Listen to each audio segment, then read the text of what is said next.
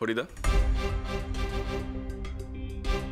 কেউ কেউ এই শ্রেণী ভাগগুলো মানতে পারে না কিংবা বিশ্বাস করে না। তাদের মধ্যে শালুকা একজন। ও তোমাকে সত্যি গুরুজন ভেবে তোমাকে সম্মান দিয়ে প্রণাম করতে গিয়েছিল। তোমারও তো অভ্যেস নেই, কারণ আমরা এই অভ্যেসটা তোমার তৈরি করাতে পারি।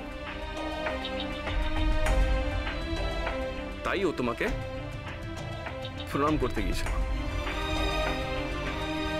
আমরা সবাই একসঙ্গে টেবিলে খেতে বসেছি বলেই তোমাকে আমাদের সঙ্গে খেতে বসতে বলেছিল, তোমাকে সম্মান দেখি।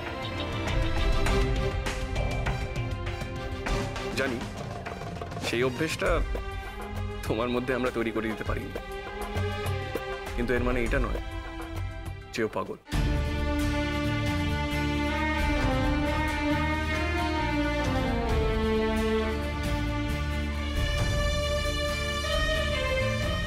শালুক,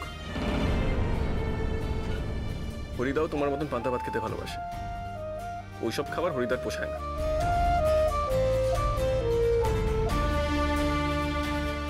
তাই রান্নাঘরে পান্তা ভাত আছে, হরিদাকে দাও।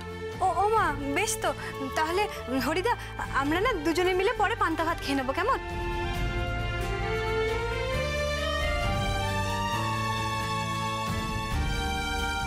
আগে একটুখানি খেতে দিয়ে দিই।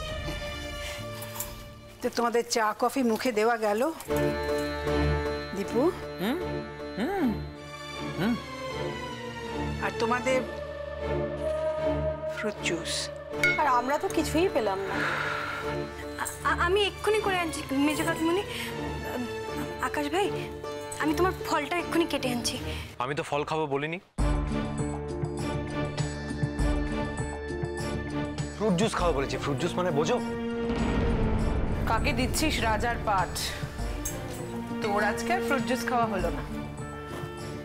অনেক করেছো, অনেক দিয়েছো, সেই তো আমাকেই রান্নাঘরে যেতে হলো।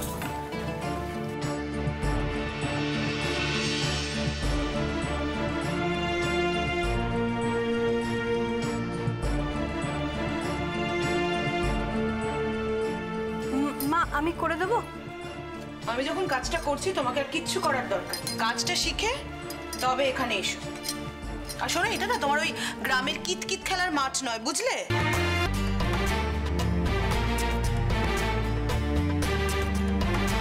রান্না করে আসতে গেলে খাবার বানানোর যোগ্যতা থাকতে হয়। এই বাড়ির লোকজন এইসব খাবার খেয়ে বাঁচে কিনা?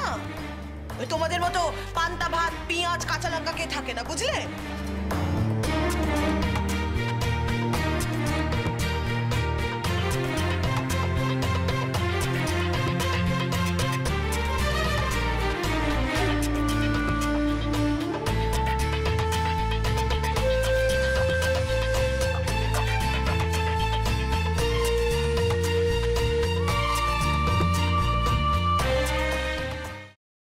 আমি এই সব কিছু বন্ধ করতে পারি, কিন্তু একটা শর্তে।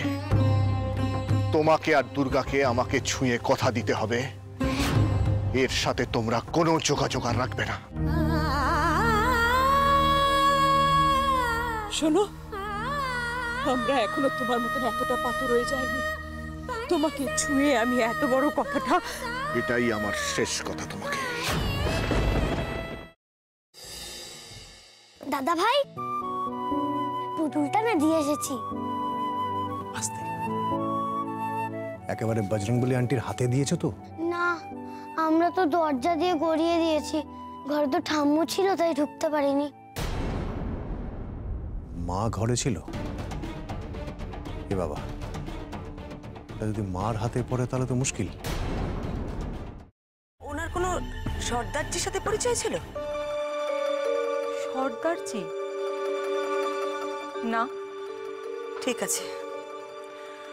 আমি তাও বলবো আপনারা একটু ঠান্ডা মাথায় ভাবুন। আসলে আমার জানাটা খুব দরকার। আমি তাহলে আসি, কিছু মনে পড়লে আমাকে অবশ্যই জানাবেন। আচ্ছা।